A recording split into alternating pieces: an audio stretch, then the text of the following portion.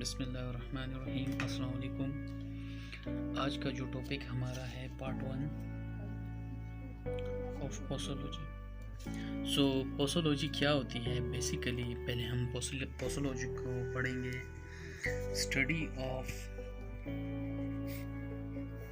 Drug doses form, यानी drug doses form को study करना पोसोलॉजी कहलाता है। यानी the amount of drug which is administered by a patient, या कोई मरीज़ है जो कि किसी अमाउंट ऑफ ड्रग को ले रहा है, उसकी स्टडी को हम लोग पोसोलॉजी कहते हैं। पोसोलॉजी का कंसेप्ट क्लियर हुआ। Now the second question is arrived here that कि इसकी पढ़ाई हम क्यों करते हैं, इसकी स्टडी हम क्यों करते हैं। द क्वेश्चन इज अराइज, यहाँ पे ये क्वेश्चन आ रहा है। अच्छा, हम इसकी स्टडी इसलिए करते हैं कि एक पेशेंट है, वो डॉक्टर के पास गया है, उसको डॉक्टर ने 250 mg बीडी दी है यानी 2 दफ़ा अपने दिन में 250 mg की ये टेबलेट लेनी है। तो वो पेशेंट आता है फार्मासिस्ट के पास कि डॉक्टर साहब, मैं ये मेडिसिन ले रहा हूँ बट मुझे उस तरह के इफ़ेक्ट्स या उस तरह के मुझे फ़ायदे नहीं हो रहे जिस तरह मैं एक्सपेक्ट कर रहा था। तो नाउ आप कैलकुलेट करें। तो फार्मासिस्ट का काम होता है कि वो डोज को कैलकुलेट करता है। यहाँ पर वो पहले उनसे पहले वो सोचेगा कि भाई इसकी एज क्या है, पूछेगा वगैरह, उसकी हिस्ट्री लेगा।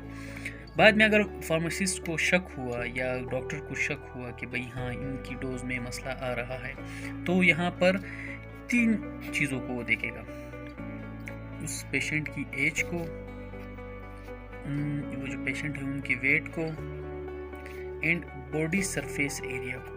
ठीक है, क्योंकि ये 3 चीज़ें बहुत इम्पोर्टेंट हैं किसी भी डोज के बनाने में। तो वो उनकी एज पूछेगा और देखेगा कि यार 250 इनकी एज के साथ, मतलब इनकी एज के मुताबिक कम है, तो वो यहाँ पर रूल्स अप्लाई करेंगे। क्योंकि पार्ट 1 है,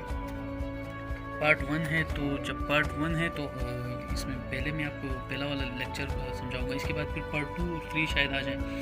तो आज मैं आपको जो समझाऊंगा वो होगा यंग्स रूल।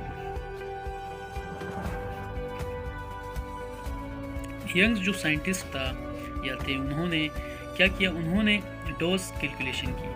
उन्होंने कहा कि आपने एज लेनी है पेशेंट की ईयर्स में, क्योंकि ईयर्स में यहाँ पर इसलिए मेंशन कर रहा हूँ, आगे कुछ ऐसे फार्मूलाज हम पढ़ेंगे जिसमें मंथ भी होंगे।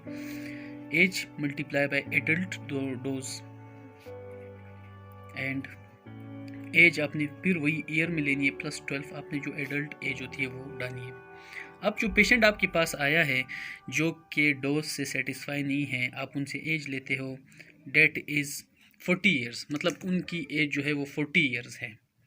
तो आपने वो 40 ईयर्स ऐड की, फिर मल्टीप्लाई बाय आपने एडल्ट डोज को देखना है। देखिए, आप जो भी मेडिसिन यूज़ करते हैं उस मेडिसिन के बैक कवर पे लिखा होता है कि एडल्ट डोज इज़, मिसाल के तौर पे 250 mg या 500 mg या 1 ग्राम एटसेट्रा।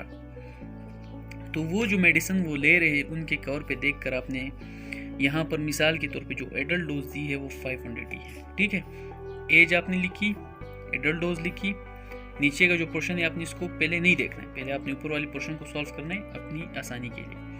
40 मल्टीप्लाई बाय 500 हमारे पास बन रहा है 20,000। ठीक है, अब इस 20,000 को ऊपर लिखना है, नीचे जो एज है, एज आपको पता है 40 है प्लस 12 जो कि फॉर्मूला में दिया हुआ है। तो इसको जब हम देखेंगे तो ये हमारे पास 52 बनेगा।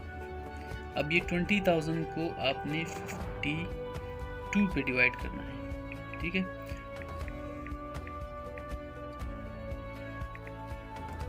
ये जब आप इसको डिवाइड करेंगे ये आपके पास बनेगा 384.61।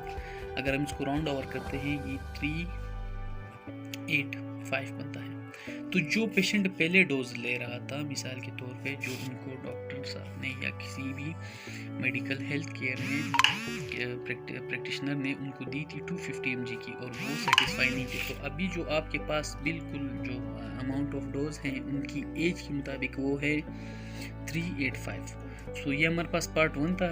इंशाल्लाह पार्ट 2 में हम पढ़ेंगे कि आप बच्चों के जो 1 साल से कम के बच्चे होते हैं उनका हम पढ़ेंगे, या बॉडी मास सरफेस के बिना पर जो डोज दिया जाता है वो पढ़ेंगे। इंशाल्लाह subscribe my channel. Thank you.